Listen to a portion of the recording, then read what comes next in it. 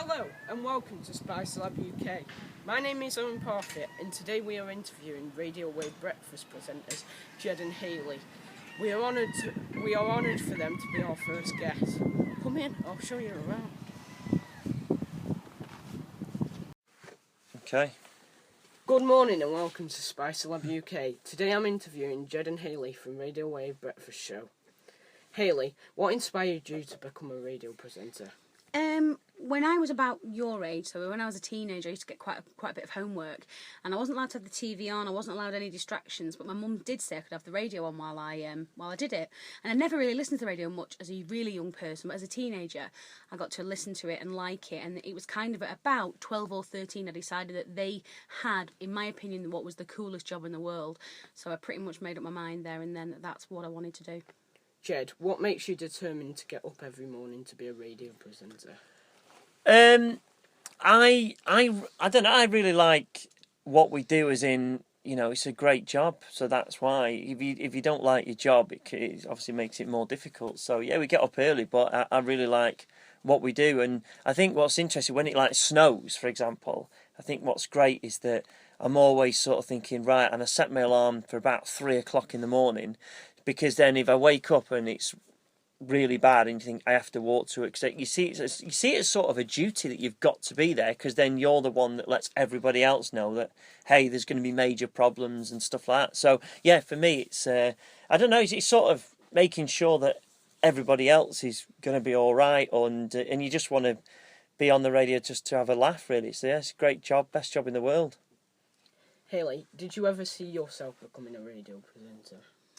It was tricky because when I was at school, 20 years ago now, there wasn't really much in the way of media and qualifications, nothing official. You couldn't go to university and do the radio stuff you can do now. So there wasn't really a way to get in like that there maybe is now. So I always knew I was going to do it. I just wasn't quite sure how. And I think when you meet radio people in the business, you'll find that tenacity and determination are what we all have in common. If you listen to everyone that said you're not going to do it, or if you took every knockback to heart, then you really wouldn't get far. Part of the skill of what we do and is the will to succeed, and he's not giving up really, is just continuing to try to get your foot in the door. Jed, where do you see yourself in 5 years' time? Difficult one, really. I don't know, probably doing something to do with sports broadcasting more than music broadcasting, what I'm doing now. So something to do with that. But it's a tough industry, things don't move about. You've got to be lucky. You've got to be lucky to get sort of maybe where you want to be or not. But no, it's probably something to do with that, really. Hayley, what is so special about working at Radio Wave? Name your best 2 moments and why. The most special thing about working at Radio Wave is because it's where I live. It's where I come from. I was born at the Vic. I've lived my whole life here. Went to school here, and so it's where I do all my living. So I really care about the people that live here, and if it affects the listeners, well, it probably affects me as well. So I think I feel luckier than people that perhaps work on national radio stations, because this is where I live, and I get to have a say about that like everyone else does. My 2 most special moments. It's a really difficult question. I think once we'd spent 5 days living in Blackpool Tower, I think that for me was when Jed and I put our heart and soul into something, and you commit to something and you go to work on a Monday morning. I think we came in at 4 o'clock in the morning on a Monday morning and left at 7 o'clock on a Friday night, and we slept and we did everything there and raised lots of money for charity. I would say that's probably my proudest moment, and I don't really know about any others. There's been loads of great things that have happened, meeting some of your idols, and maybe the other one, which actually wasn't on air, but I wouldn't have had the opportunity had it not been for Radio Wave, was to host the Illumination Switch On a few years ago. And that was, again, because as a teenager, I'd stood in Talbot Square watching other people do that and thought, God, I wish I could do that. And then, to kind of walk onto that stage with Jed and go, good evening, Blackpool, welcome to the Switch On night, was a really special thing for me. Jed, what are the highlights of being a radio presenter? It's a great job. You don't go 9 to 5, and you don't seem to complain about your job. So you sort of, everyone sort of has these complaints. Oh, I wish I was doing something different, but this is what we want to do. So it's great. You have fun all the time. I don't see it as a job. It's weird. It's one of those industries where you just get paid for having fun. That's what it is. So I don't.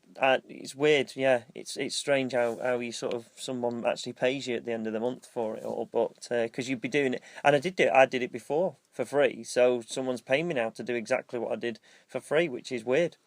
Hayley, what would you give advice to young people wanting to become a presenter?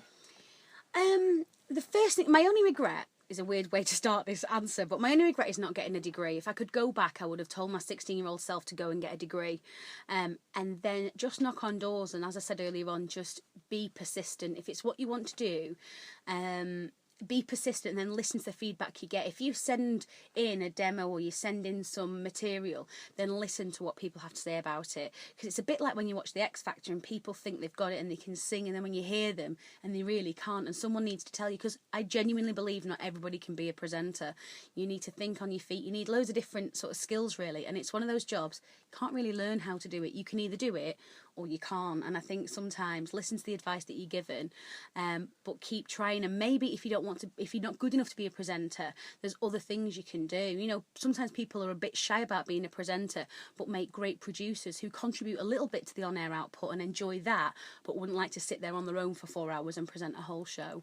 So yeah, listen to the feedback you get. But mine would be get a degree and carry on studying for as long as you can. Jed, where did you first meet Hayley, and what are the best moments you've had working with her?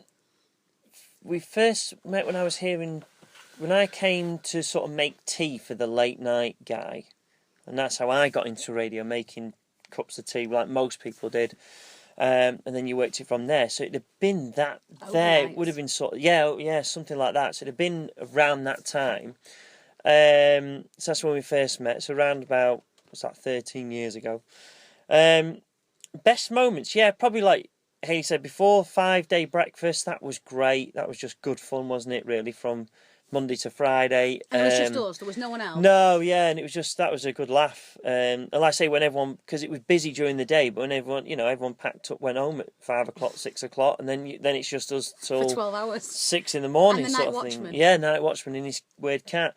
But yeah, so that was that, and we just, that was great. Yeah, and I think all the hosting gigs we do, like Illuminations and Living Festivals and Miss Blackpool's and all them, they're good because you're working as a team, so it's one of them that I know I can rely on Hayley if anything goes wrong, and same vice versa. And it's I do enjoy them. They're good, and I don't know. Again, they're a bit of a laugh, aren't they? That they're good events. We have a laugh at them, and you get paid for them, and they're good. Your best moments about working with Jed? There's been loads. One of the funniest things that we did together, and it was only kind of marginally on air, was we surprised our producer by turning up on a date that we'd arranged for him, and we went in disguise. So I wore a really thick black bobbed wig, and Jed wore what could only be described as a horrific wig and a terrible moustache. And it's probably the funniest moment of my life. I thought I was going to die because I was laughing so much. But yeah, it's weird. Working with Jed, it's a weird relationship. He's like my brother, but he's like he's my best friend at work. So it's like we said, that the trust and the reliability we have to have on each other is massively important. And I don't know, no days at work are boring. Jed makes me laugh every single day without fail. I don't think in the 13 years I've known him, every time I've seen him, he makes me laugh. So we come to work and we laugh a lot. But yeah, the highlight for me was the promotion was called I Heart Aaron, and I actually thought on that night I was going to die of laughter. Thank you. Thank you very much. Thank you very much. Yeah, it was. I Heart Aaron. That was.